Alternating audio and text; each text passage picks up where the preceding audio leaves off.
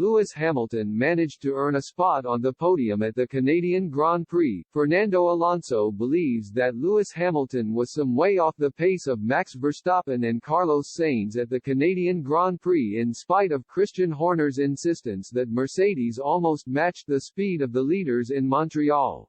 Hamilton managed to secure an impressive third-placed finish at the Circuit Gilles Villeneuve with a near-faultless drive to ensure a spot on the podium for only the second time this year. The 37-year-old managed to make up one position by passing Fernando Alonso, who qualified in second place but tumbled down the order due to a lack of pace to end up in seventh. However, the Spaniard has claimed that he found it easy to keep Hamilton at bay during the early stages of the 70-lap contest, although he was no match for the likes of Verstappen and Sainz at the very front. At the beginning of the race I felt strong compared to Hamilton, he said. We just didn't have the pace of Verstappen and Sainz, but okay to control Hamilton and the Mercedes.